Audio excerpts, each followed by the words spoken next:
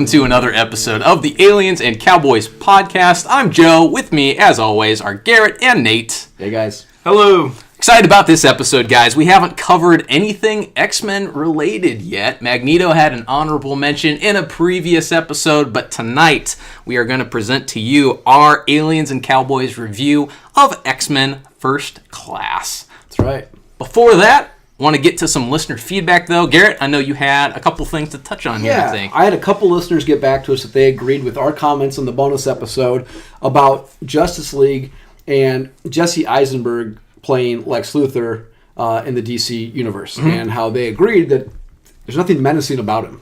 And he, again, kind of looks like a child in comparison to the, Henry Cavill and really Ben Affleck. So just some listeners agree with us that they thought that was a really low point to that DC universe. Gotcha. Yeah, it's just, I think if they had recast that with someone that's a little bit more imposing, kind of like we talked about, Gene Hackman even, I think, had a bit more of an imposing presence. Yeah. But what do you think, Nate? I think that was a poor casting choice as far as choosing the guy who created a social media network that dominated the world and tried to correlate that to a supervillain. And spent all the summers at Adventureland. That's right, yeah. No, I don't know who, he is, don't get me wrong, he's quick-witted, he's smart, he can come off and make snide comments well. But like I said, when it comes to being a menacing villain that is supposed to rival that of Superman, because essentially that's Superman's almost main villain, it just doesn't compute. Like, there's nothing about it, though, that would make me think that even if Henry Cavill wasn't Superman, that Henry Cavill would still smash Jesse Eisenberg. He's a superimposing figure, Henry Cavill is. And then you take Jesse Eisenberg with scenes of him, shooting hoops in his, a Google-esque office. Yeah. It's like, how do those two compete against one another? Yeah. No, of course. It's true. It's very true. Was that all for listener feedback for today anyway, Garrett? Cool. Yep. Very good. We will move on then to a little bit of pop culture news, as we like to do. Something I just read about, which, guys, I thought it was an April Fool's joke, and it's not, and I'm so excited that it's real. I watched a trailer for Batman versus the Teenage Mutant Ninja Turtles. Looks awesome. It's an animated movie. It's actually PG-13 for the rating on it, so I'm interested to see how much of an edge that this has. But my understanding, at least from what I saw in the trailer, is that the Teenage Mutant Ninja Turtles arrive in Gotham, and the Shredder is there as well, of course. So there's some conflict between Batman and the Teenage Mutant Ninja Turtles at first, but of course it looks like it leads to the inevitable team-up where they have to take down some Gotham baddies as well as Shredder that's there. Nice. Yeah, two of my favorites. Yeah, exactly. Mine too. It looks pretty cool. Okay, let's throw the Ninja Turtles out. Let's just simply say Shredder shows up in Gotham. Who wins in a fight between Batman and Shredder? I'd give it to Shredder. I do too. Yeah, I would give it to Shredder. Come on. It's Batman. Fair enough. Defeated everyone on the Justice League and then some. Oh, don't even get us started. Obviously, before this episode, or our last episode, we discussed how Batman's kind of worthless and shouldn't be a superhero, and Nate informed us that if he's not on our episode, he does not listen to it. So, I didn't listen to the bonus episode. He got none of our arguments.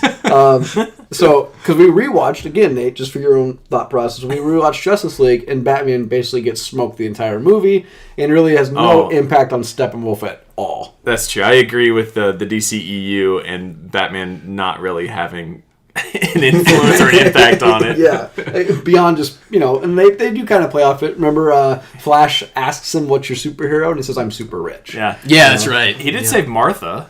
I'll give him that. Martha. From A Few Human Beings. Yeah.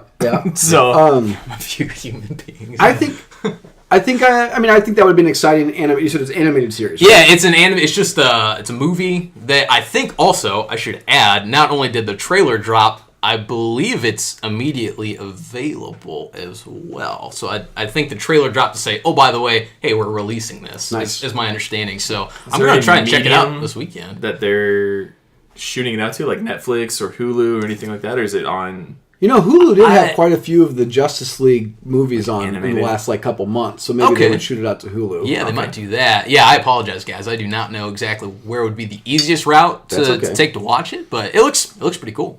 I wanted to ask you, Nate, as well. We had discussed last week during that bonus episode a couple of comments that Zack Snyder made. Yep. So Zack Snyder, to paraphrase, essentially made the argument that Batman kills, Superman kills, get over it, grow up. Now that kind of conflicts with a lot of people's popular opinion and how they perceive those characters, which is that both of them, if at all possible, avoid killing as much as they can. What are your thoughts on that, though? Does it bother you that Batman and Superman, in Zack Snyder's mind, yeah, they kill people, get over it? Or do you hold them to that no-kill mantra that they're kind of known for? No, I think it works in the movies a lot better than it does in the comic books because there's just a lot of characters to build on, and in the comics, you have a lot of opportunities to bring characters back and build on storylines. Where in movies, they're kind of one-offs and one-shots. So killing Zod, for instance, snapping his neck. Yeah. It works well in the movie context. It hurts it in the sense that Superman is this beacon of hope, and he's going around snapping necks and cashing checks, right? And then Batman never kill. I mean, that's his MO. It's his whole thing. Doesn't kill, doesn't use guns. Right, which makes him above the criminals in Gotham. But to the context, I think it works well for what Zack Snyder did. Hold on, real quick. Let's revisit this. So, does Batman kill Jack Nicholson's Joker? Oh, in that, yeah, I think. I kind of think he does, right? Couldn't you attribute the death to Batman? Doesn't he fall?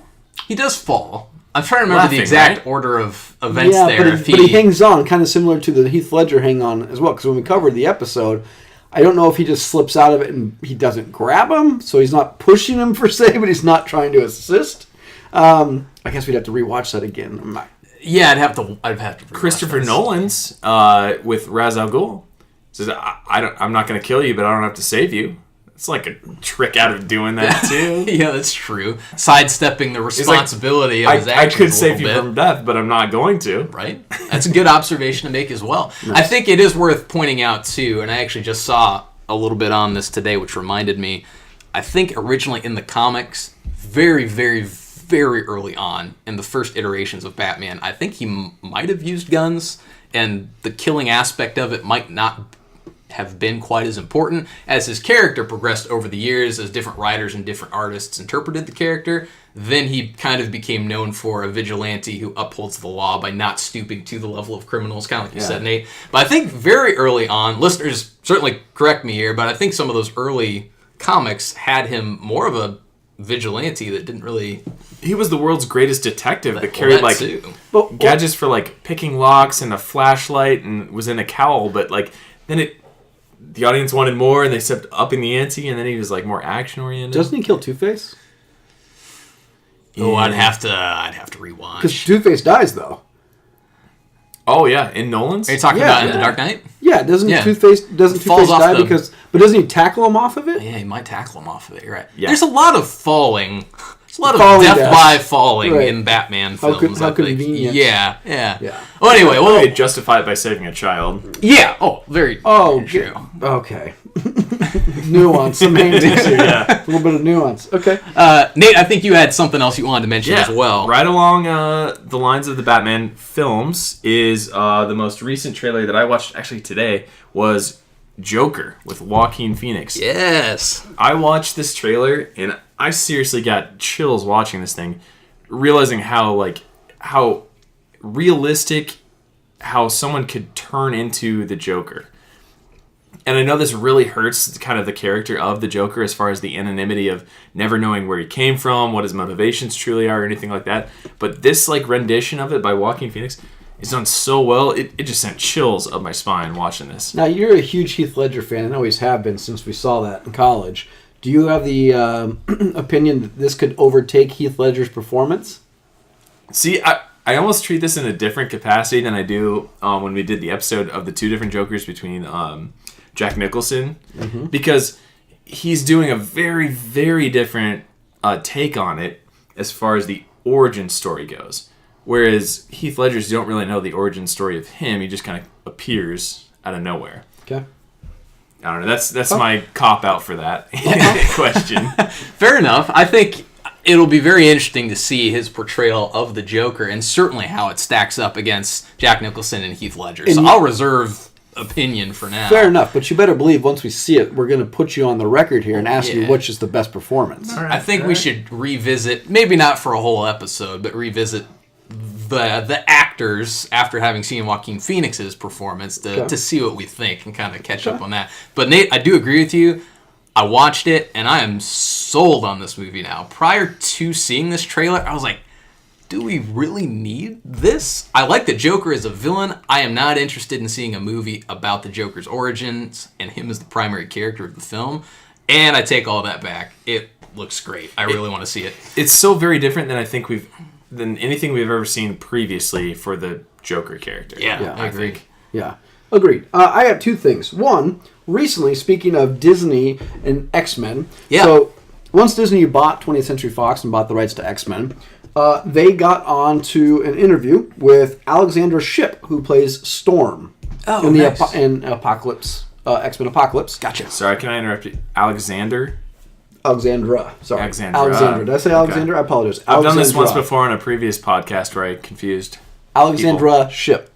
So she was asked, because I guess, and again, we're not comic book raiders or nerds, so we don't really know this, but what I learned was that Storm's character ends up marrying Black Panther.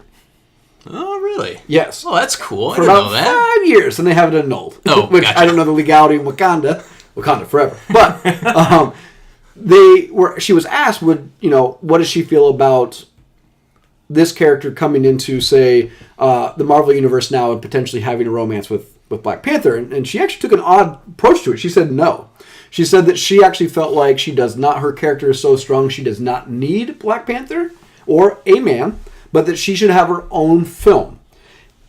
Nate and I were kind of discussing this prior. Really odd take considering how popular Black Panther is to make that claim. Yeah. Right? Female power, empowerment, and whatever, but that's not how the comics go. No, but she's not a well-known enough character to carry her own story, or an actress at this point. Actress, absolutely right. Yeah. The actress herself is not very. But to be fair, she didn't. I don't think she said it had to be her that did it either, though. So I do think she does stipulate that that the character Storm should have her own. Which again, was she doesn't want to reprise her role. No, I think she would. I think she wasn't trying to put herself out there saying I deserve my own movie.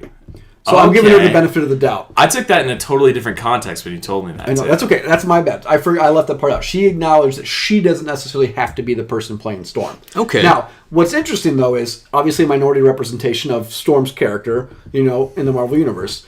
It's just weird to make this comment about Black Panther and the representation he has in the film now, considering how popular Black Panther is. It's huge. Because you're making the argument that Black Panther right now is the most popular of the Marvel Universe characters. And the biggest following, arguably, right now. Not the biggest name, but just right now he's, the most mainstream, within the last year. So that was number one. Number two, David Arbor is joining the cast of Black Widow. Yeah, that's right. He's all over the place right now. Stranger Things, Hellboy this year. Hellboy's coming out here very soon, right. Yeah. Now, last thing I wanted to ask you guys, because we realized we're going to cover Game of Thrones really for the next 8 weeks, okay? What we won't be covering when it comes out is going to be Endgame, if we can even get tickets to see it. So my question is, I want you guys to go on the record, who dies in Endgame? Oh, okay. Official predictions. Here we go, Joe. I'm probably going to cry, but Cap is not getting out of this one. Yeah. I don't think Captain America, Steve Rogers, is going to make it out of this one alive. I think he's going to be probably the primary death that occurs. Okay, so let's do it. So primary death, Nate? I think he is too, and I heard a theory online that I really enjoyed was that he always brings up the point that we never sacrifice a life for another's life. And then Vision calls him out on that and says, well, you tried to do that back in 19 whatever, when he takes down the ship and tries to drive it into the ocean. Yep. But I think he's going to contradict himself and he's going to do it on behalf of the team. What about any Guardians of the Galaxy you see dying? We thought about this. We didn't mention this. When we talked about Gamora in our episode to see if Gamora would stay dead. Yeah. There's a Guardians of the Galaxy 3. There is. She's got to come out and do it. That's why I hesitated, Whether they're going to change the timeline, depends on when the timeline exists, but you would think that she'd have to be in that. I would think so as well. She's such a popular character and just really completes the team overall. She's such an integral part to Guardians. It'd be really sad if they made another movie without her in it. So, I've heard the arguments that between both Quantum Realm as well as the ability to time travel, that pretty much anything is possible going into Endgame. But I hope that by using those two factors, they don't completely undermine the importance of the sacrifice that these characters have made. Okay. So that's my only concern, really, at this point, is that they're going to lean too heavily into those ways of producing results in the movie. We pulled up the ongoing Marvel Universe and what they have, right? So Loki's got his own series coming. That's right. Bucky Barnes, we found out, has a series with Falcon on Disney+. Oh, guys, I'm so excited. Does it have a title or anything? No, but supposedly they're going to have, at least a film. They're going to be something these guys have, right? All right. Yeah. Plus Black Widow has a movie. Hawkeye has there's a preview, there's a spot in the preview with Hawkeye where he's showing a young lady how to shoot a bow and arrow. Oh, that's right. Yeah. And the belief is that his family's got wiped out in the snap, okay? And so the belief is that this will be post that he's teaching his daughter to shoot. Okay? Mm-hmm. So I would think he'll survive. I think that Thor, I would maybe think Thor could die. He could possibly. This new kind of thing he's got with Captain Marvel makes me think he's not going anywhere. Yeah. Well, it's interesting to bring up, right? So contracts that are coming up after Endgame, right? You got Chris Evans as Captain America. Yep. Chris Hemsworth as Thor. And then Robert Downey Jr. as Iron Man. Yep. And you'd hate to read into that and think, okay, we no longer have their iterations of that character. Right. But are they going to be continued on? Or are they going to be continued on with different actors? Well, here's what's interesting. It's going to be hard for me to think of somebody other than Iron Man as Robert Downey Jr. Okay? Chris Evans, as an actor, I think he needs to rethink about what he's known for. Because, let's be fair, prior to Captain America... Not in a lot of things. He's going to reprise his role as the Human Torch and then revised I thought he was Fantastic Four. I thought he was going to go back to high school and be not another teen movie. Oh, yeah. You know Wasn't he I mean? in Scott Pilgrim, too? Probably. Scott Pilgrim versus he the was. World. Wasn't he one of the... The point is, Chris Evans is, I don't think, considered a great actor. Let's be fair. And I don't think he has a huge filmography. And I think he needs to realize that this is his best role. He should probably just keep doing it because it's making so much money. Same thing with... Well, Thor's got actually a pretty decent filmography, and I think he's got a lot more marketability than Chris Evans does. Yeah, do you guys think, in addition to Captain America, which, as I mentioned, I think we're all in agreement, it sounds like he's probably not going to survive the end of this movie. Do you think Tony Stark does, though? Do you think Robert Downey Jr. does? Is he too much of a driving force across all movies that they don't dare kill him off? Yeah, and I think he does because of Spider-Man. Okay, yeah. So I think because they're going to bring Spider-Man back, I think that he's going to have an interaction with Spider-Man. Whether he ends up sacrificing himself for Spider-Man, I don't know. I would just think that because he's popped into the Spider-Man universe a little bit with his aunt, and there's kind of that little thing there, I just would think that they would be making a mistake killing him off. Because we've acknowledged, and I was wrong and I acknowledged that you can kill Captain America and make Bucky Barnes be Captain America. Right. I don't think you can kill Tony Stark's Iron Man. Okay. Question for you on that, right? So in the third Avengers, right? Yep. He has the nanotechnology suit. The next question is, a lot of reports on the internet are, where does his next suit technology go at that point? Because I think the Russo brothers were quoted as saying that is the pinnacle of what he is capable of producing. Oh, okay. At this point, that you will not see a new suit that is better than what he had. And that's fine. And I don't think you need a. But here's the thing: I don't think you need a. He needs a new suit. I don't think he needs to pop in everywhere. I just don't think you need to kill him. That's all. He doesn't need to be in another film. You don't need to extend his contract. I just don't think you have to kill off the character. Sure.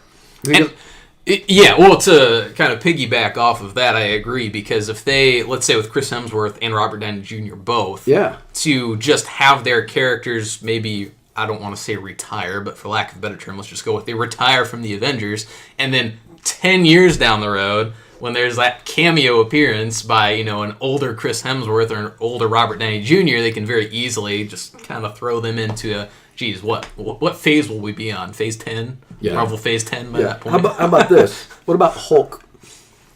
I think Hulk will make it through. Okay. Yeah, I think Hulk will make it through. I think he's made a huge reprising role because he wasn't in the previous movie at all. Right. He needs to come back with a bang, and I think he will. Well, based on everything but I think that they realize they're not doing. I don't foresee them doing Hulk standalone movies anymore. Right, and I think he will survive, though, to be one of the original Avengers if they keep running with Avengers movies, which, of course, I'm planning on them doing so. Because you can CGI him. Yeah, you can do that, but also I think that up until Mark Ruffalo, sorry, I was drawing a blank, up until Mark Ruffalo, your interpretations of Hulk had been kind of all over the place, and now with Mark Ruffalo being cast, I think they did a great job casting him, so it'd be kind of a shame to underutilize his character and not see him continue forward from here, I think. But I've got one thing on... one theory that I've seen is that there's a greater threat than Thanos, and at some point during this Endgame movie, that Thanos allies himself with the Avengers. Ugh. I have no interest in seeing that. I don't think at I don't all. either. I I want agree. Thanos to get thrown out of that airlock. That's what I want. Joe wants him to get got. Yeah. Okay, so let's bring this in then Yeah. for his class. So obviously, what's nice is X-Men is now coming under the umbrella of Disney, back to the Marvel Universe where it belongs. So what we're covering tonight is X-Men First Class, which is a reboot, basically, of the X-Men franchise by Bryan Singer. So starring... Kevin Bacon. Yes. Yes, he got top billing. Starring Kevin Bacon, James McAvoy, Michael Fassbender, and Jennifer Lawrence, who actually by the time it gets to like the second movie, she's the top billed actress in this group. Oh, right? cool. I Yeah. think this is pre Hunger Games, I think. So she has not, I think, been on the stage that she's about to go on. And like I said, her filmography is pretty great after this. And She's utilized kind of in that manner in this particular movie at that point. Remember, and to me, she could probably star in anything we talk about. Yeah, that's right. So let's start first, though. She could play a book. Turn her page. Okay, so let's go through what were your guys' thoughts rewatching this movie? Yeah, one of the first things that really jumped out at me, of course, was the friendship that they do such a great job of establishing, I think, between Charles and Eric. So I really like seeing how their friendship kind of grows to become what it is.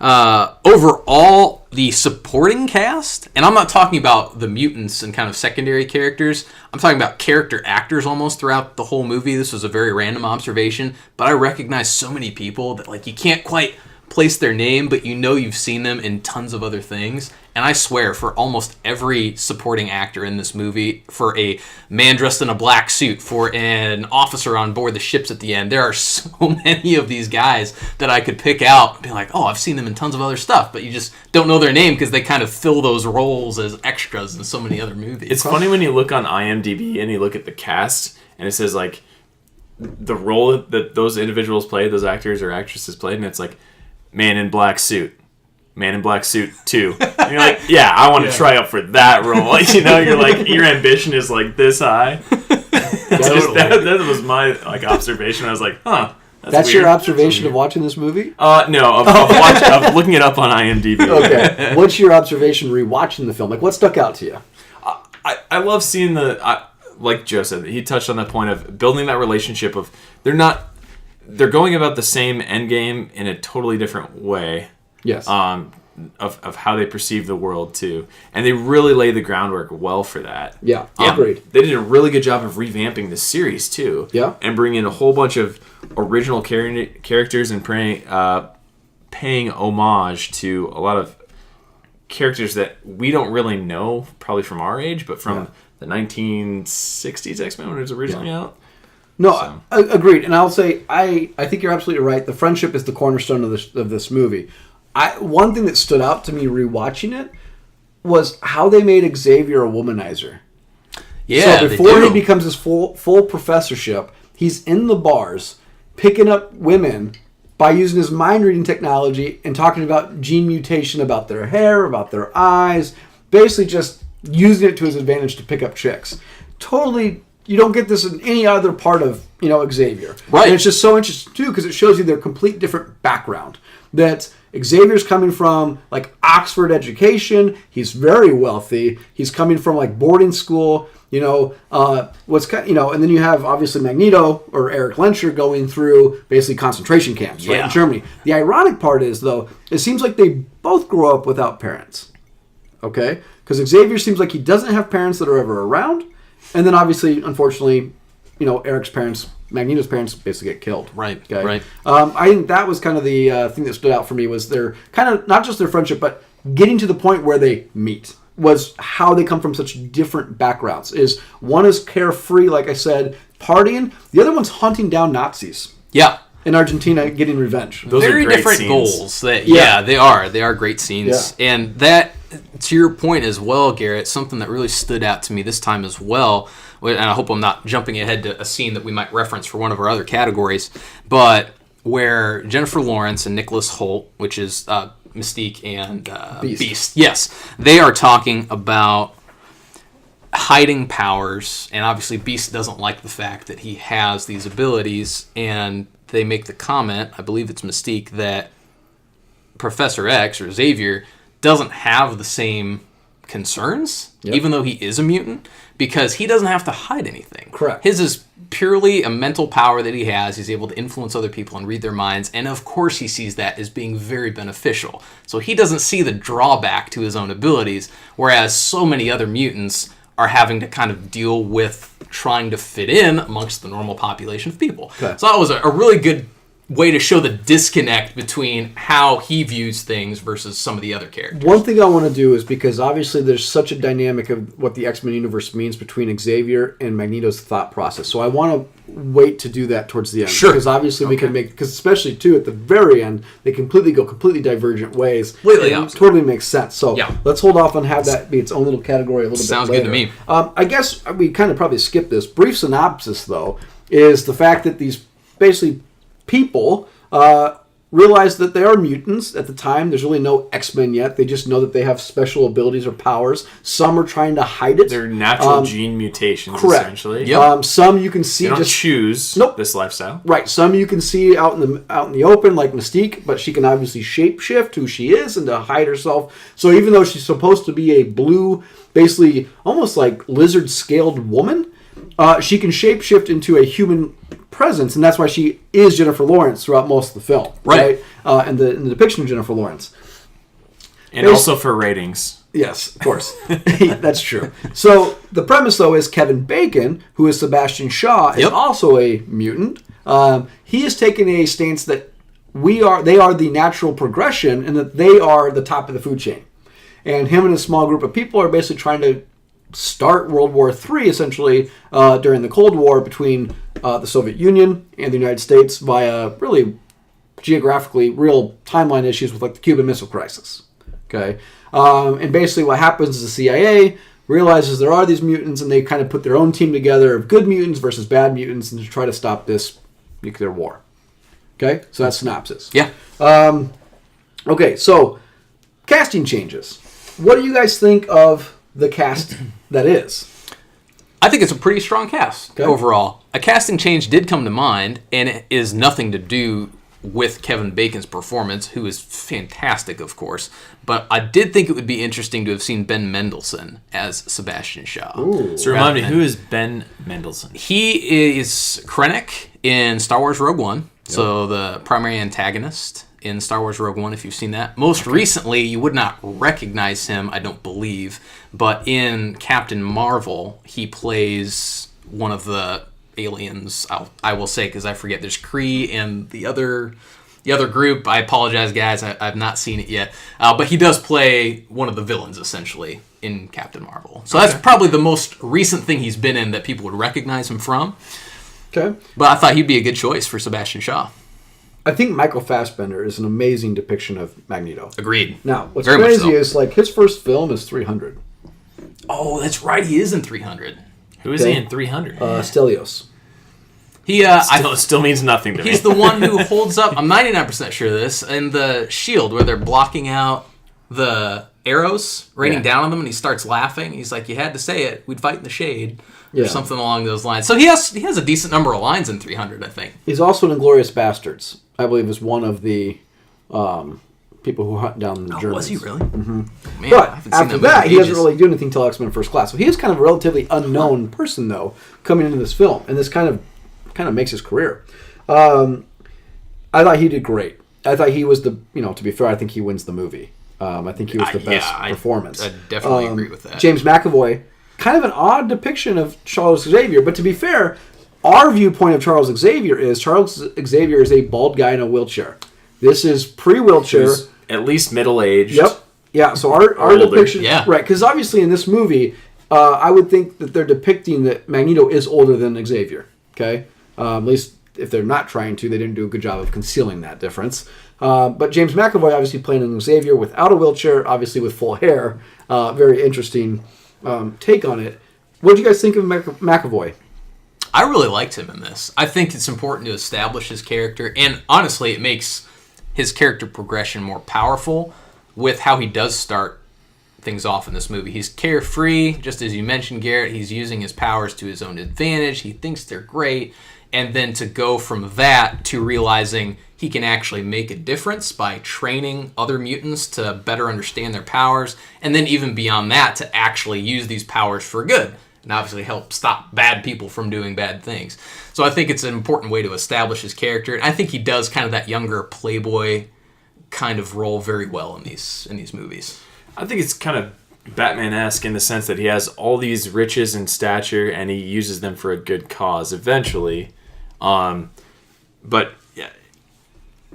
I really enjoyed his take on this, and it's very believable as far as a mentor coming in and recruiting all these individuals and trying to use their cause for good, and just having a positive outlook on things. You know what, we're gonna get this thing figured out, and it's gonna take training and hard work, and we're gonna get there, and everybody's gonna feel good about it. Yeah, I like some of the references they make too that happen to involve Charles, and they're kind of little nods to the comics, of course, and the future of X-Men, which most of us know what's going to transpire. But where he finally becomes a professor, like he officially graduates and gets his degree. I think it's Raven or Mystique who calls him professor. He's like, no, I have to have a class for that. So, obviously some funny foreshadowing there. There's a reference when Beast asks him if they should shave his head, and he says, no, don't touch my hair. I thought it was pretty funny. A couple of those scenes that they have in there, just to foreshadow, of course, what's going to come next. But we're talking about casting, too. So, obviously, right on the nose, James McAvoy, Michael Fassbender, Jennifer Lawrence is a huge... just shot in the dark at this point for them. Nicholas Hoult, right, big actor too. Yeah, but not at the time. At the time, I think his most well-known role was About a Boy when he was a child with Hugh Grant. Oh, really? Yes. I think he was in. I enjoyed that one. Yeah, but think about this. This is a relatively unknown cast. I mean, even if you think of Kevin Bacon's very well known. But it's not like he's blowing up the charts on movies at the time this comes out. I was going to say, to name him in something more recent at this time, when this would have come out, I probably would have been hard-pressed. I think he was in a TV show that was I think, but also Mystic River was around at this time, which is kind of a revival of his film career. I'd have to check the years and see if this is remotely in the same time period. But Kevin knows a guy who knows a guy who knows a guy who knows a guy who knows a guy. Yes. Who knows a guy who knows a guy. Well, and if you think about it, Emma Frost is January Jones, who is really kind of... Mad Men. Right, and that's why she comes in, right? Yep.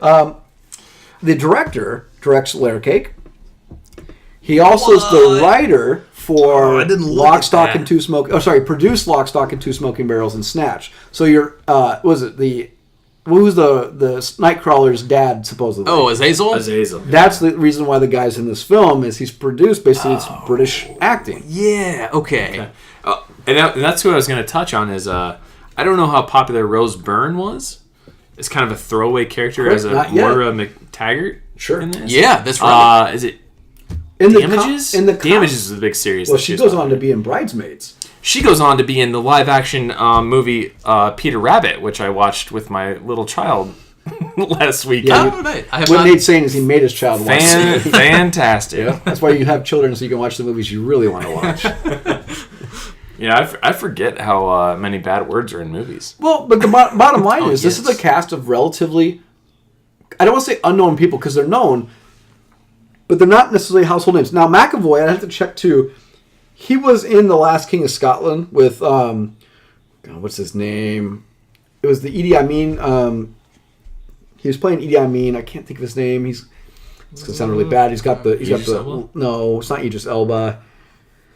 Can't think of his name. Joe, you looking that up? Looking it up. I got you. On the face sort of thing? No, he's got Forrest Whitaker. Aha. That's right. Okay. So Forrest Whitaker wins the Academy Award for this nomination for this movie. Okay. And so I want to say he's a little bit more well known at the time, but he's probably more well known than Michael Fassbender. Where's Wanted in this series? I think Wanted comes after this. Wanted comes after? I don't know. I think Wanted... Okay, so maybe McAvoy's the biggest name in this game. Yeah, like I remembered having recognized McAvoy, certainly. Yeah, Wanted was 2008. Okay, and X-Men's 09?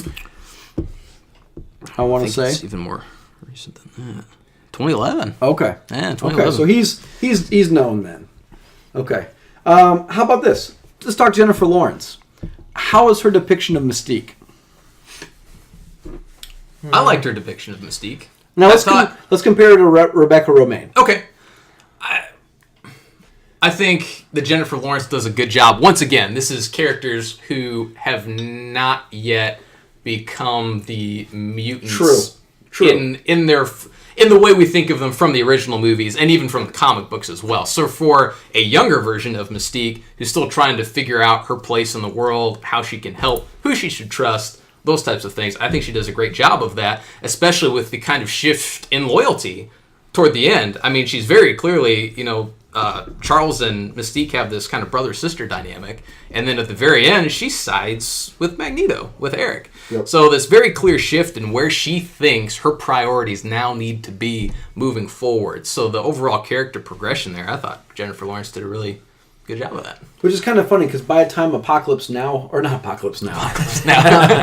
Apocalypse happens, she's back with Xavier, but obviously this is supposed to be future, like, prequel series to, like, the Bryan Singer series, and by that time she's back with Magneto. Have you guys seen the timeline tried to be explained? Yes, it's ridiculous. Ridiculous, yeah. There's a chart you guys can look up online for people trying to explain how these movies connect to one another. Well, that's why it doesn't help. Okay, so one of the things we always like to do as well is, say they were to... We know there's Dark Phoenix coming out. Yeah. So let's just go with and say they're going to reboot an X-Men series or an X-Men movie. Is there anybody you can think of that you would think would be a good actor to play one of these positions? Hold that thought. There's a really good one I think that could be a good Mystique. I'm going to look her up real quick. So Sure. Nate, think about this. Anybody you could think that would be a good Magneto? Maybe I'll just touch on this. Mystique, in my mind, is great at being a spy, but when you get to like a certain level of mutant abilities, she's not very plausible in a battlefield situation. I don't think. Like, yes, she can look like other people, but I from my understanding, she can't imitate anyone's powers or anything to that degree. So Sure. I don't know. They really ramped it up in the Days of Future Past with Jennifer Lawrence because of her popularity, which makes a lot of sense, and it's cool how they transition her genes into being in the Sentinels, Right. and how they adapt. Right. But as far as her as a character, I just don't get it. I'm not buying it Well, as far as how cool and how great of a leader she Sure. is. Well, let's say you're going to keep her as a cornerstone, so she's been throughout the whole movies. Mm-hmm. Elizabeth Debicki, or Debicki. She was in The Man from U.N.C.L.E. She was in, most recently, she was in Widows. yeah, She stars in The Night Manager. She's in Guardians of the Galaxy Volume 2. She's one of the leader of the Gold Group. Yep. Yeah, okay. So she's very tall. She's very thin. I just think that would be kind of an interesting take on her because, like I said, I picture that you could think of like a nimble, athletic, flexible, based on the Rebecca Romaine, version. Yeah. That I think she would be really, if you made her taller, I think it would be more interesting too as a character. Okay. So I think she would be a good Mystique. How about anybody have a good one for Xavier or Magneto? Someone that came to mind was Joel Kinnaman, perhaps, but Okay. I think he is very imposing, so it would not probably be Charles that he Okay. played. Maybe an Eric. Let's say a good Wolverine. We always throw him out here. The guy that plays Rob Stark Oh, plays Rob Stark? as Wolverine. Wolverine.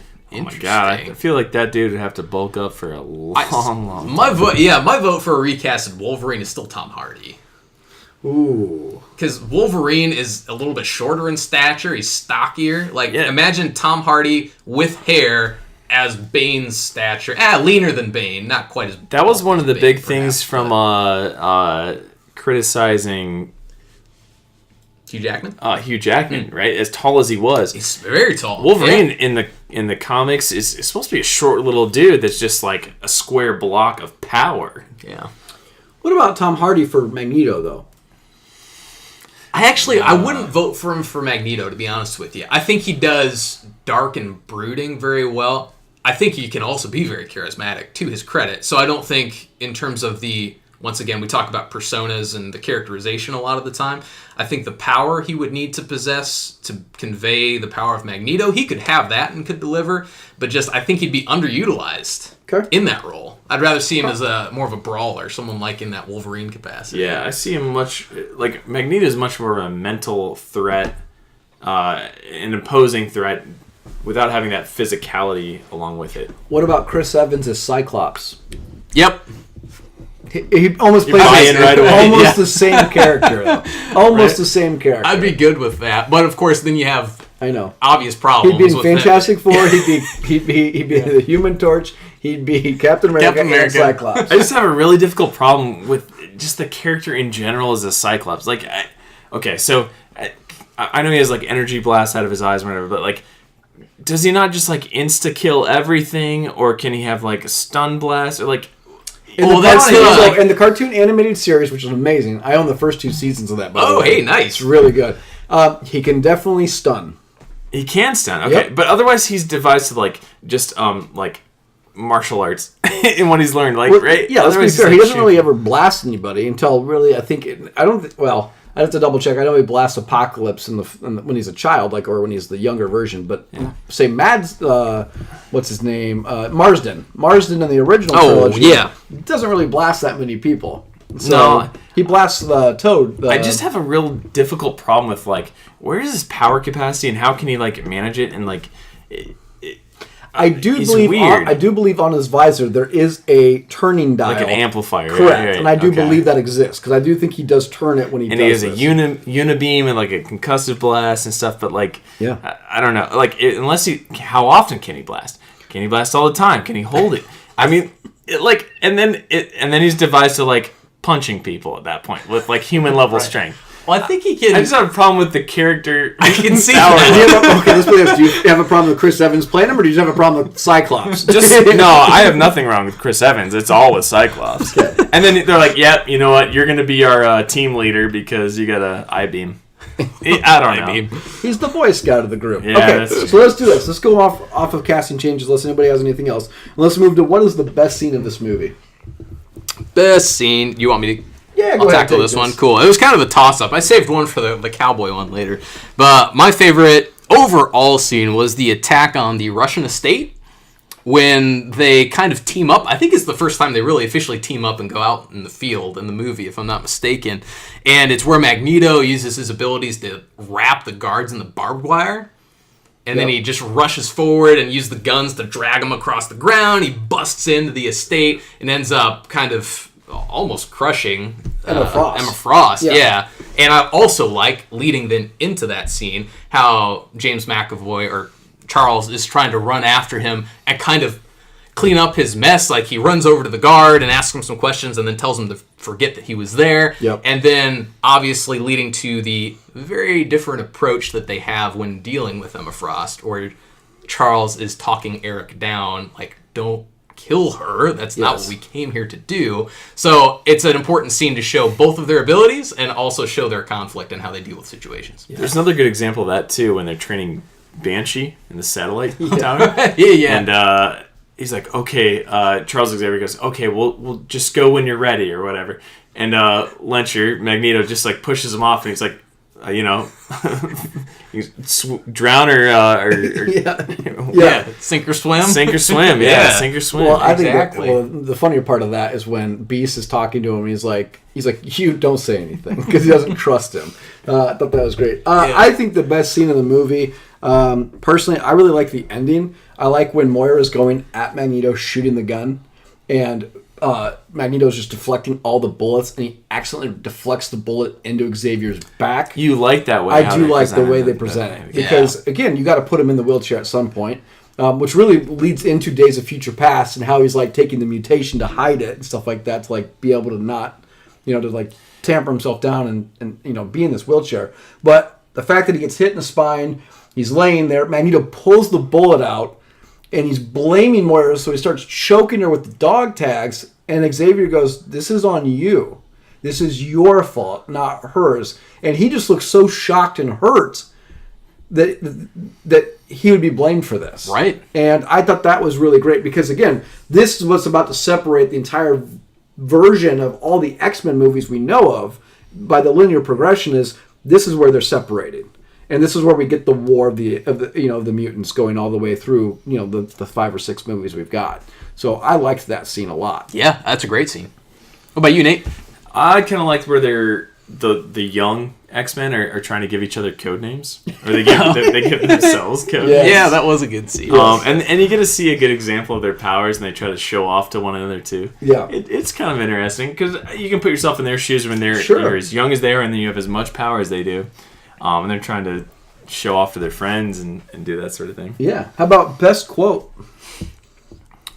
Yeah, want me to dive in on this one? In. Yeah, it is very close to the scene you were talking about. Just prior to that, Garrett, when he stops the missiles, Magneto stops the missile barrage. He's holding the missiles, and he turns the missiles around and is about to fire them back at the ships. And I'm paraphrasing from Charles, but Charles essentially tells him not to do it, that those men were just following orders. And this is the quote that I like the best. And Eric responds, "I've been at the mercy of men just following orders. Never again." Of course, because of his experience with the Holocaust, being in concentration camps, of course he would not view that as a viable excuse for these men for firing the missiles. So I thought it was a very powerful quote in the movie. And you can really understand why he would believe it. It makes total sense that he doesn't think that that's a good enough excuse at that point. So that was my favorite quote.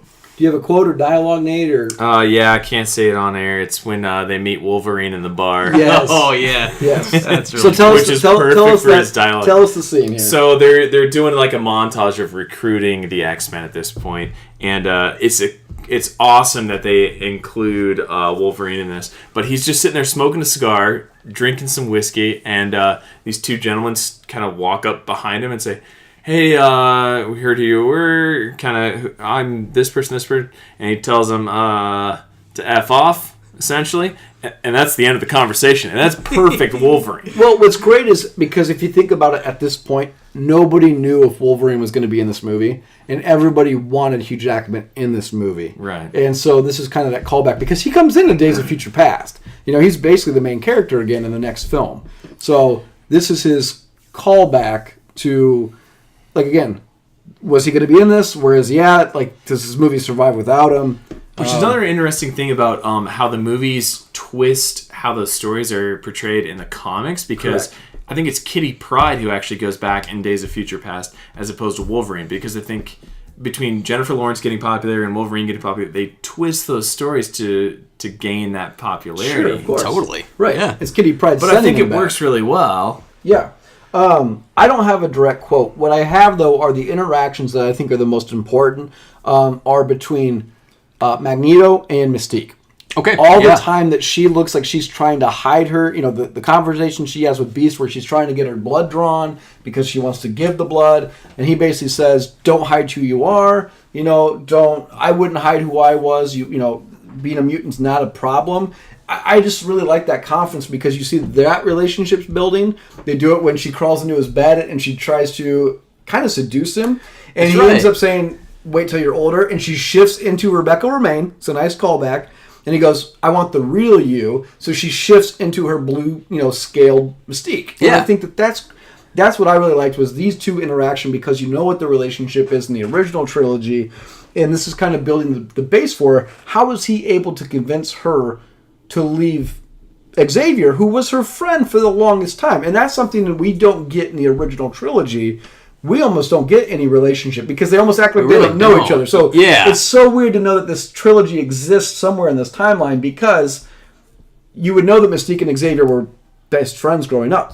Almost like they could have been together dating. So really interesting timeline shift there with their friends. Definitely. How about advice or an item or gift, item, advice you would give to somebody? Yeah, I'll be honest with you. I struggled with this category. I didn't really have anything that jumped out at me. For me, I think it would have been giving Magneto that helmet a little bit earlier. Okay, that's a good idea. So let's just talk about this, because it is essentially a gift that he gets. So let's talk about Magneto's helmet. Totally forgot before watching this that Sebastian Shaw is the one that creates this helmet, because Emma Frost is a telepath. So he understands the powers telepaths have. Right. They know that this other telepath, not really that it's Charles Xavier, but they know about this telepath that the CIA has. And so they create this helmet to be able to block that. My like I said, my gift would have been giving this helmet earlier to Magneto before he takes it at the end of the movie. Which, again, great callback to the origination of his outfit. Yeah, that too. And how he's able to compete. Now, definitely a cooler helmet than what he's got in the original trilogy. The original trilogy with McKellen, he doesn't really have a cool helmet. Doesn't look this neat. So this helmet looks awesome. But let's be fair. Fassbender's got it looks so weird on Kevin Bacon. It does. Because he's wearing it with a suit. Yeah. He's not wearing it with with a Magneto's suit. He's just wearing it with like a suit, shirt, and tie. Oh, doesn't he make a comment too? It's after he debuts the helmet. I think he calls it a stupid helmet or a silly helmet or something like that. Like even in character, his character doesn't like that he has to wear the helmet. Yeah. But he acknowledges the importance. Oh, he does. He absolutely does. Yeah. How about this? Anything else that you would have gifted an item or advice to the X-Men? Maybe just to understand who they were going up against, maybe in the CIA attack in that particular scene. Yeah. Where you have all the young X-Men that are sitting there giving each other code names and having fun and doing whatever their powers give. And then you just see Azazel just goes murdering everybody. The entire complex. Yeah. And they understand, you don't have a clue who you're going up against. Yeah. You're just now discovering your powers versus people who are obviously skilled assassins at this point. Correct. I do think one piece of advice, and again, I don't want to go too far in depth in this because I want to have this discussion at the end, is maybe give the advice to Xavier because he's looking in Magneto's mind a lot in this film, bringing up memories a lot in this film. I don't think he fully appreciated what Magneto went through or what Fassbender's character was feeling through all these times. And again, don't go too in depth because I want to... Okay, I won't. I'll say, without going down that too far yet, that I also don't think he appreciates or understands that invading someone's thoughts is not always okay. Okay. I'll leave it there because maybe we can revisit that later. Perfect. But okay. he doesn't... I don't think he comprehends. He thinks he's helping. Correct. But it's not necessarily It's his- always going to be viewed It's that his way. hubris, right? Yes. Yeah. How could he? Yeah, and again, the hubris comment about how could you overlook all of the motivations for that individual, and maybe it's the hope for good versus what their actual motivations are. Well, and hold off on that because it's also his hubris. I love that him thought and train. Him and Mystique too. So let's do most cowboyish scene. Go ahead, Joe. Cool. My most cowboyish scene, it might be similar to what you guys have, because I think we've talked about it, and we all love this scene, is when Eric tracks down the Nazis that fled to Argentina. And he talks about, he goes over and sits down with them, starts sharing a German beer, and he asks them what they're doing. One says he's a pig farmer. The other says that he was a tailor. And then they ask him about his parents from Dusseldorf, and he says they were killed by a pig farmer and a tailor. And then he, of course, uses the knife, whips it around the room a bunch. It's pretty brutal, but I think it shows the power of Magneto, the pure hatred he has at this point as well, and how far he's willing to go with his powers. But in the lens of the cowboyish scene, that kind of swagger, the fact that he's got this, and he's there to just completely wreck the place. So I'll do the same. I'm not going to do the same scene. I'll do the one prior to that. Okay, cool. Where he goes and he's trying to sell the Nazi gold to the banker. Yeah. And he's basically just tracked this guy down because previously he's in his hotel room and you can see the banker's picture on the wall, okay, where he shoots the coin to the drawing of Kevin Bacon. Oh, yeah, so you're right. The picture of the banker's there. And he tracks this banker down, selling the gold, tells him that he got this gold because it belongs to his people, melted down of their teeth. Then he yanks the filling out of the guy's mouth. That's right. And basically yes. says, if you tell anybody, I'll find you again. And threatens him to get the location of these Argentinian Nazis who he goes and visits next. I really like that too because it makes you realize he is clearly motivated by revenge above all and anything else. Before he becomes motivated by survival, which I feel like that will become what his motive is, he is motivated by revenge. Yeah, absolutely. I thought it was interesting, too, that, I won't derail us too much here, but the guy who plays that Swiss Make manager, he's Randall Tarley from Game of Thrones. Yes. It's those little things. Every single extra in that movie has parts in other movies I've seen. But anyway, what you got, Nate? My favorite scene is when Eric Lyncher becomes Magneto, and that point comes when he is able to sneakily take off the telepathic helmet that restricts Charles Xavier from entering Shaw's brain. He freezes Shaw, and then he puts on the helmet, essentially becoming Magneto, and he drives that same Nazi coin That's right. slowly through his brain. Comes out out of red revenge. the other way. Yeah, full knowing that Xavier is experiencing the very same pain as Shaw is, and he has to sit there because he knows that's the greater good to restrict Shaw from like retaliating. Okay, so that's what I was going to ask you. So let's have that debate right now. I always thought he's complicit. I asked, what happens if he just lets Shaw go? Like, here Magneto, he can't control Magneto. Here's the thing. He could control... I don't want to go into this yet. He could control Magneto. He's choosing not to control him. He gets not after he puts on the helmet. He no, can't. but not at that time. Right. But what I'm saying is throughout the movie, he lets him wrap all the guards in the barbed wire. He lets him get through a bunch of stuff where he could have controlled him previously. He's trying not to. He invades his brain to get his memories, but he's not controlling him. Right. Okay? So... here he doesn't get the opportunity to control him anymore. And really, it's his last chance to actually have controlled him, if you think about it. Because from here out, he's got the helmet. Can't be controlled anymore by Xavier. Xavier doesn't control him, controls Shaw, holds Shaw there for him to basically be the target. What if he lets Shaw go? I think Magneto's going to have a heck of a time trying to stop him. And I actually was reading about this a little bit to see what his powers are in the comics as well. And they Shaw? are Shaw's powers from the comics. I had to do that too because I didn't fully understand via the movie. Yeah, and I mean, he sounds even more powerful from what his abilities can do because it can still absorb energy of blades as well, but not if it's sustained, I think, for a long period of time. So, in theory, Magneto's best weapon, even if Shaw was still able to actively fight him, would probably still have been the coin. I think probably still have slowly been pushing the coin, but he would have had a much more difficult time of doing it. It's so weird because they depict this visually with him like growing arms and like trying to absorb it. I don't know if that's just him moving fast or what. And like phasing, how so does, to speak. Yeah, so how does he absorb energy? But is energy the same thing as like bullets flying at you? And apparently in the comics it is. It is in the comics, yeah. But the main difference that I read was that he becomes like physically stronger and faster, not so much like energy manipulation to that. Yeah, because he's like harnessing bombs here in this movie. Yeah. Right? And then re-releasing them. Yeah. As his mind sees fit. There's like no physical like reason or how he manipulates it. Right, which is interesting because that was always... I was thinking about why is he such in favor of nuclear war? Because he thinks he's going to contain the blast to his own power and then shoot it out wherever he wants, right? That's my opinion on that. Probably is what it is. Yeah, I'm sure he could... I don't know if there's any comic evidence to support it, but he might be able to just straight up stand next to a bomb and absorb harness it all. it. Yeah. Well, he does with the I don't think grenade. there's any limit to what his potential of like absorbing energy is. I think there's mixed. Well, he absorbs Alex Summers' blast, which is essentially got to be some form of like... I mean, we can't calculate the Cyclops blast or Alex Summers blast either. So two things on that I had criticisms for. One, Havoc, which I understand his name is Havoc and he has no control over his energy for that much point. But why did you have to depict this his ability with like hula hooping a red hula hoop?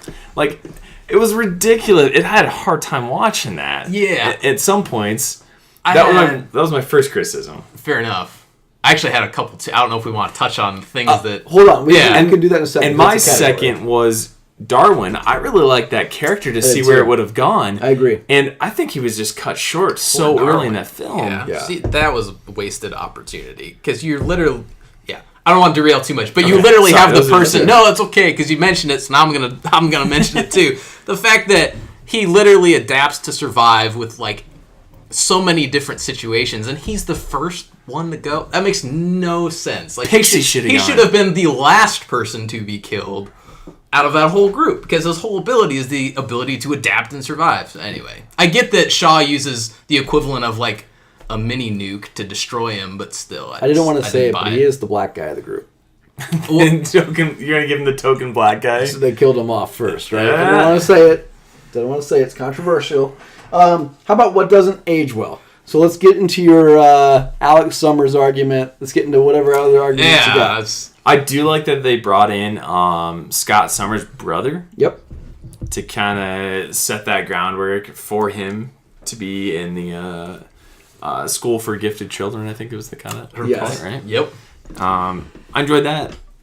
Anything else? Fair enough. Well, yeah. Can I? Are we criticizing now? Or? Yeah, go ahead. What doesn't age well? Yeah. Go ahead and criticize it. Cool. So for me, and I mentioned this a little bit earlier before the podcast, but anything that is a power based around vocalization, I just do not like it. Unless you're a dragon breathing fire, it's very hard to translate powers that are based on vocal abilities to the screen without it looking silly, in my opinion.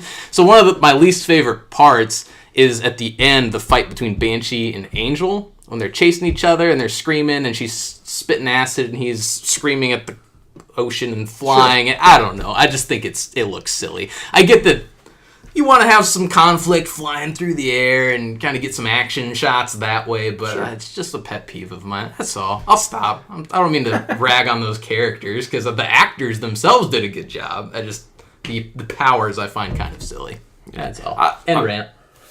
The one positive I took was Azazel, and just the power that you don't think like a simple teleporter could really have, and he eliminates an entire CIA office just by picking them up, going up into space, and dropping them the whole time. Nightcrawler makes it through the White House. And that's what I said, and that was my comment, was that what an awesome scene, and like an homage to the second X-Men, when you see Nightcrawler just whip through all of these officers and just barely avoid hold that the thought assassination too. of the president. So before we get to who won the movie, let's get to the Xavier Magneto debate.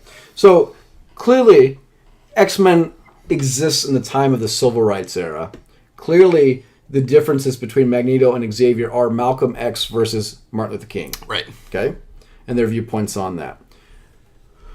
What are your guys' viewpoints then on... I want to know whose ideology you're subscribing to more within the realm of the X-Men universe. I want to know what role does Xavier's hubris play in unleashing Magneto to the world. And then I ultimately want to know between the two who wins the movie, because it's got to come down to those two. Yeah, I would agree. So let's have this. We'll have the debate. So obviously, like I said, civil rights era. You've got one Xavier who's basically saying that humans, they will find out who we are. It's okay. We are going to work with them. We're going to be on their side. We're not going to hurt them. We're going to show them that mutants are good people. We can live peacefully. Who, on the other side, you got Magneto who's basically saying, I've lived through this once before. We will be hunted down. We will be identified. We will be eliminated. We must fight back. We are the top of the food chain. I'll be the first response, which is horrible, but I'm going to side with Magneto on that. Because of his standpoint of being a Jew during the Holocaust, with the same mentality to where the Germans and the Nazis at that point in time thought they were higher beings than the Jews at that point. And they took the same mentality and they were nearly exterminated for that same mindset. Well, let's not forget, too, he does have the tattoo on his arm. He does have the number, right? He does have a Holocaust, basically, concentration camp number where he was put aside. So he carries that with him. Mm-hmm. That's an everyday marker of the atrocities that not just humans put on people, but obviously just anybody that depicts themselves as being higher than somebody else can put on them. Right. So, and the dehumanity of having, you're reduced to a number. Correct. Right? Right. That constant reminder, like you're mentioning. And they have that kind of brief argument, or not really argument, discussion when they're playing chess. I think it's something like the steps of the Capitol. It is, and they're basically saying, well, it starts with being identified. That's just how it begins. Really interesting viewpoint here. Yeah, that's a very important scene, too, because Eric is not okay with Charles using the device that lets him expand his power exponentially to track down other mutants.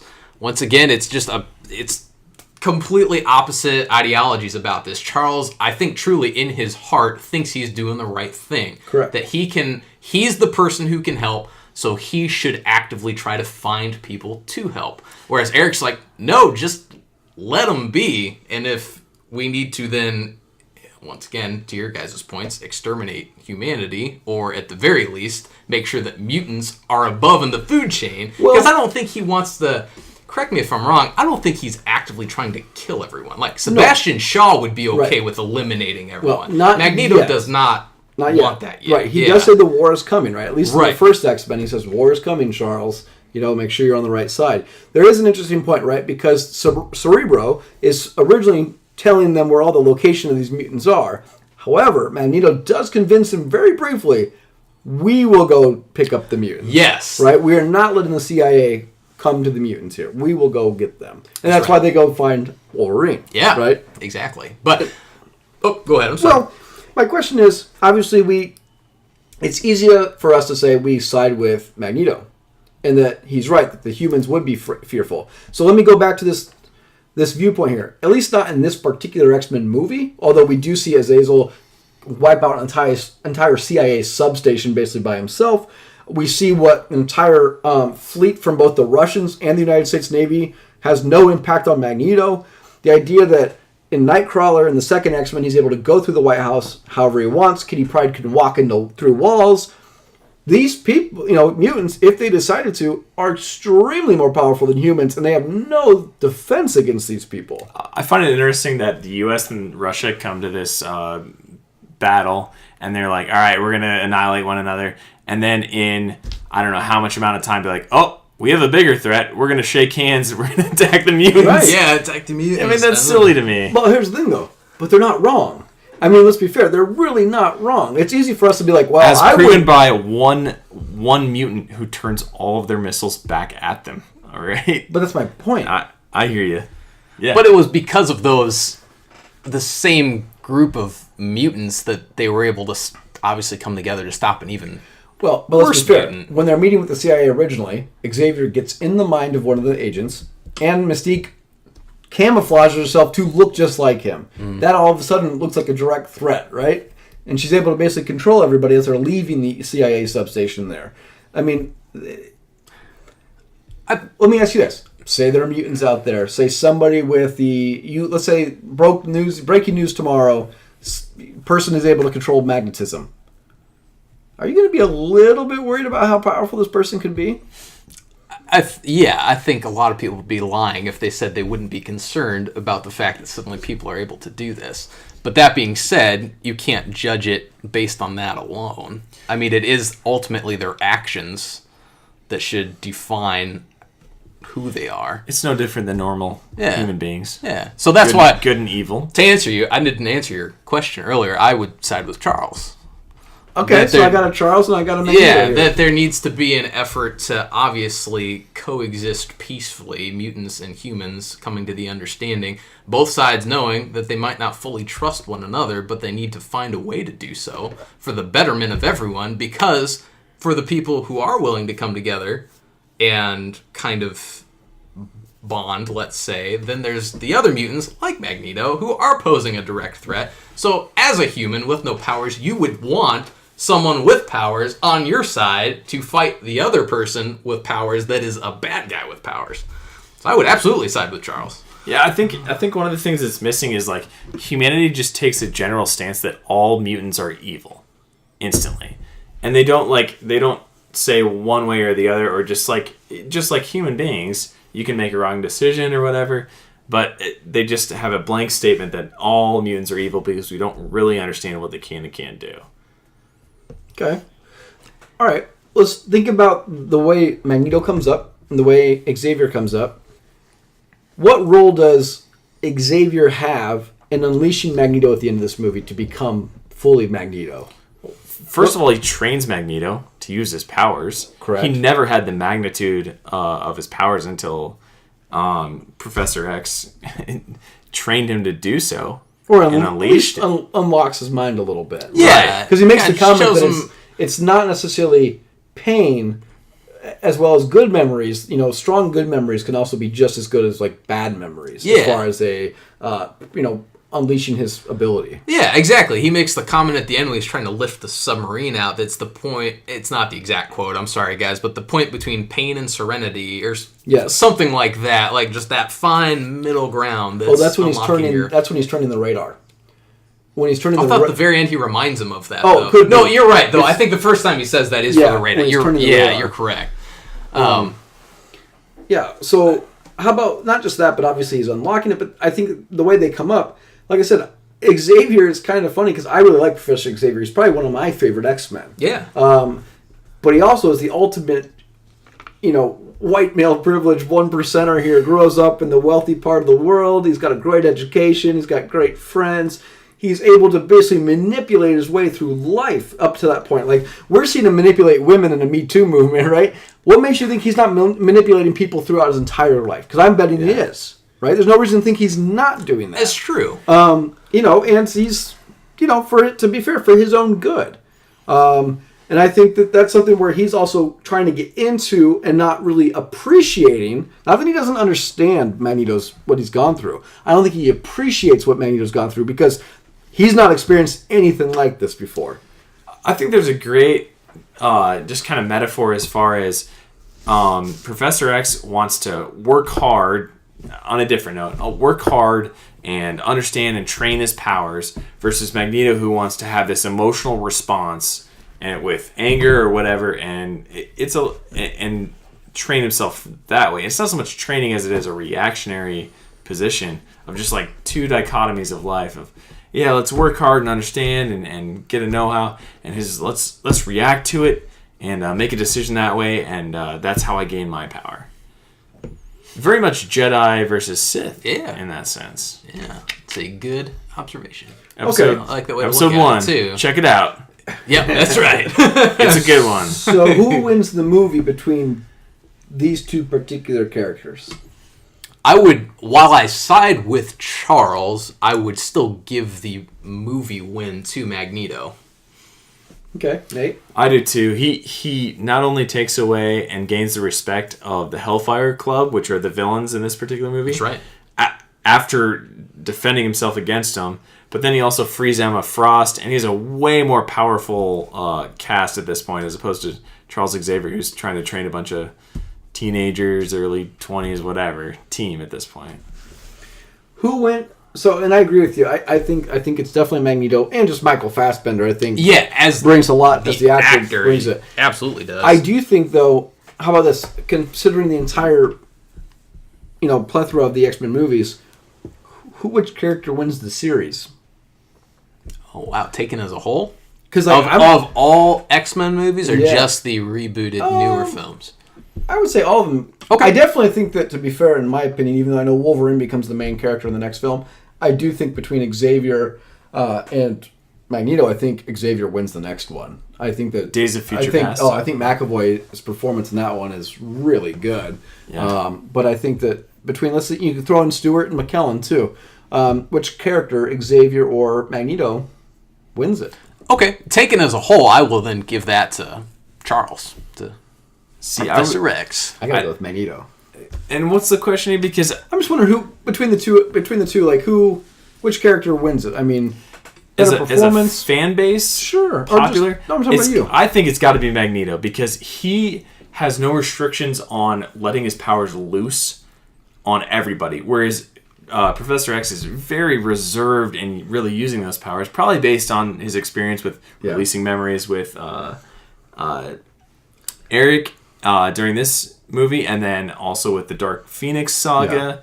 But he really gets to let loose and have fun with his powers, and you get to see how much force he truly has. It's kind of funny too, because a lot of what, say, humans are going to be a threat from is Xavier's inability to really kill Magneto, right?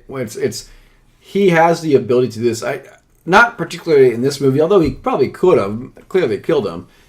When I think back to Bryan Singer's first X-Men, when Magneto steals Rogue and they're leaving the train station, and he has all the cops, all the guns pointed on him. He takes all the guns and turns them around. But that's because Xavier took over Sabretooth, and he's choking Magneto because he can't get to Magneto. So he's having Sabretooth basically go, "I'll break your neck," and that's when he turns all the guns on the cops and shoots the guns or shoots the bullets, and the bullets are like digging in the dude's head. He's like, "I can't stop them all, Charles." These guys are such two good friends that you see that friendship built here. But the threat that Magneto faces to humanity, Charles knows he can't rein him in, and Charles, though, can't kill him either. I don't know. It's kind of like this, when we talked about I don't know. Is Charles to blame for the potential for somebody like an apocalypse to come in? okay, in terms of Apocalypse, I have not seen that one. Sure. So I can't comment directly. But there's no way you can blame Charles for how Magneto behaves. Not directly. I think he has certainly been an influence. I will absolutely concede to that.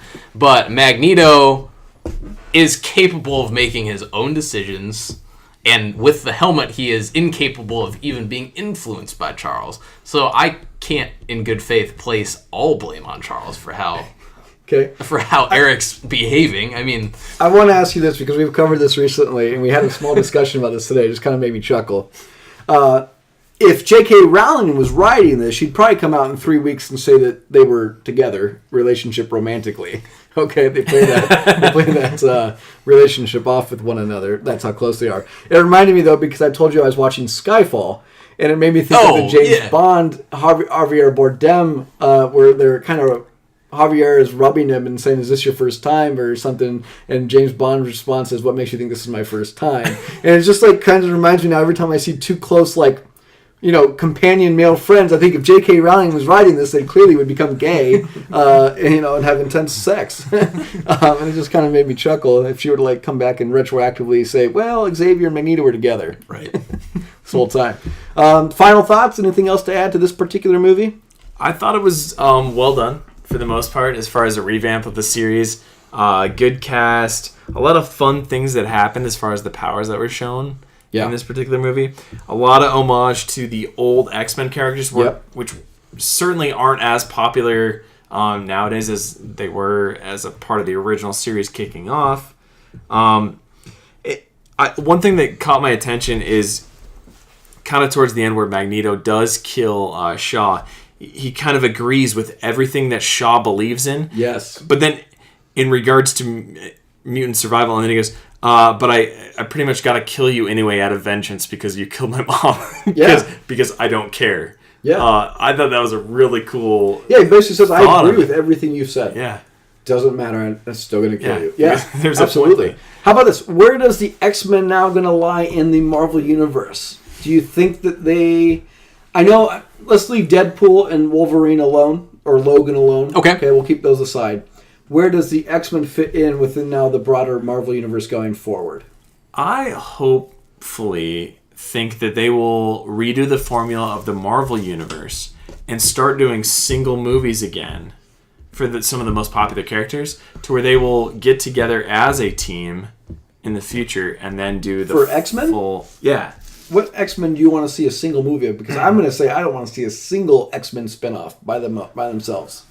None? Maybe a Magneto one would be cool. I know they did Logan. Logan was good, but like, do you want Rogue to have her own movie? Yeah, I mean, Storm to have her own movie? It would have to be very selective because they did kind of play out the Wolverine based on the Fox rights back then. Right. That's tough. Well, not only that, but he was by far the most popular character in the movie. Oh yeah. I mean, none of the other characters, I think, could carry them. None of the story arcs were important enough to carry a movie on their own. They based the entire X-Men 2 movie off of Stryker and Wolverine's origin, without even going into origins, his actual origins movies.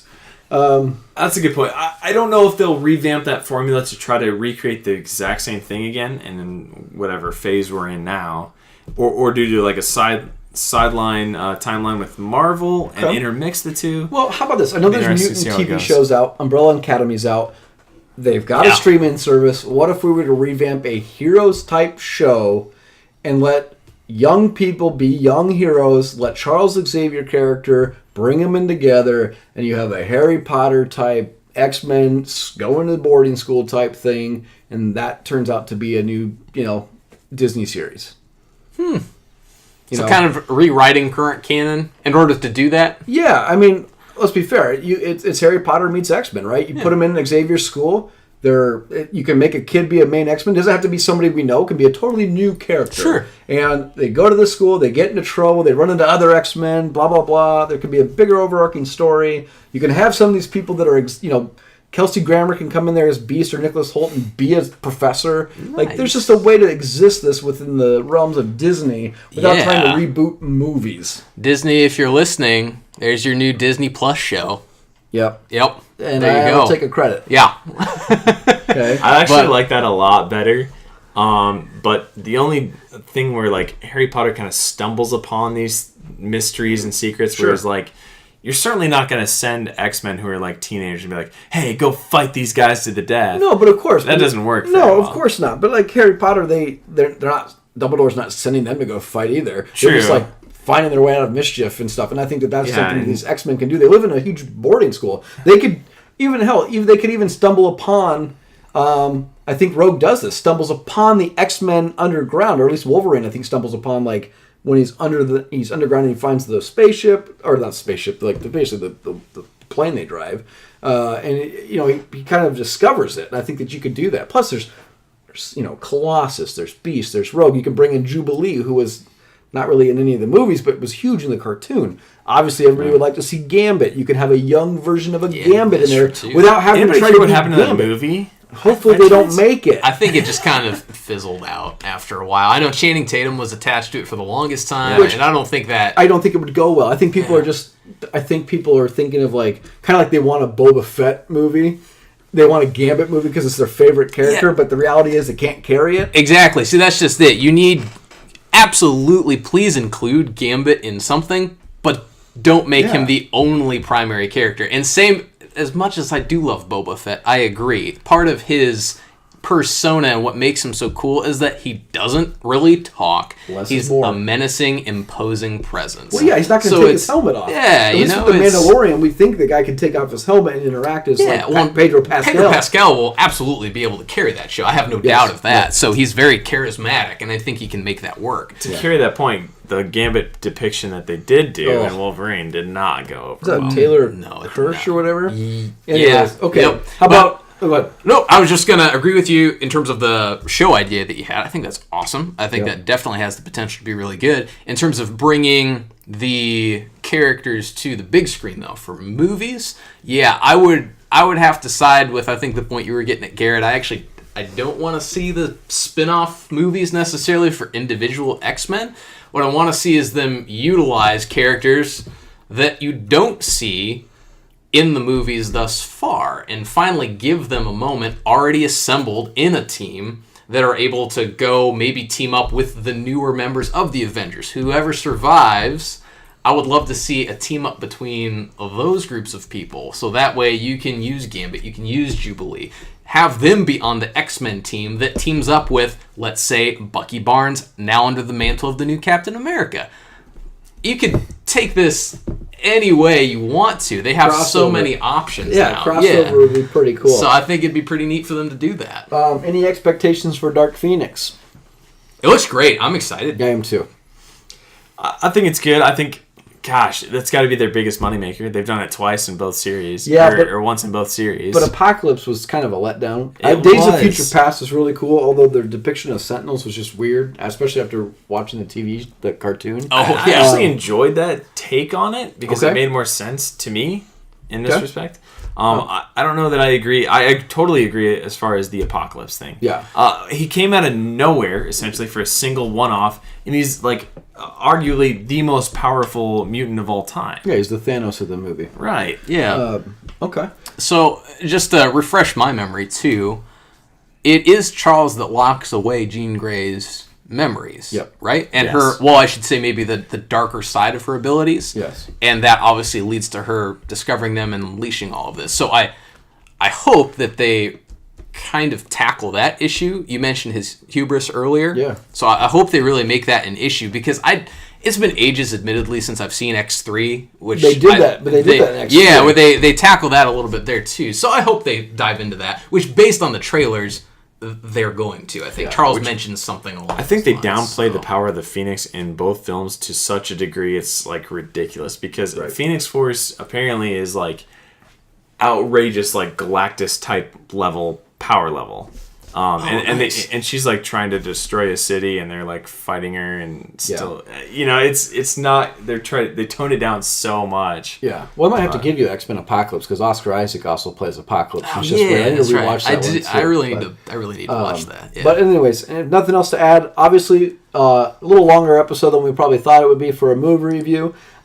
We would like to hear your feedback, get on it. Get at us at Twitter at Alien and Cowboy. Email us comments, questions, concerns at aliensandcowboys@gmail.com. Joe will put something out on Facebook. We hope you liked Nate. My face is on Facebook. Your face is on Facebook. Yeah, yes, that's right. I don't You know are if we got Facebook official, and we'll put one up of Facebook Joe famous. this week for you. Yeah, there we go. Next Keep week, the trend going here. Next week we have a special guest that will join us for our rehashing of the Game of Thrones series up to the new episode. So we are going to kind of break down themes, favorite characters, best deaths, people we wish didn't die, just a bunch of different categories, and just talk about the show in depth. Again, special guest joining us next week. Then we're going to break down every episode of Game of Thrones going forward. So we're going to kind of be Game of Thrones centric until the season's done, at which point we'll be back with you guys with something else. So until then, give us a 5-star rating, tell your friends, tell your families, tell your mom, and we hope to see you guys next week. Cheers. Cheers. Cheers.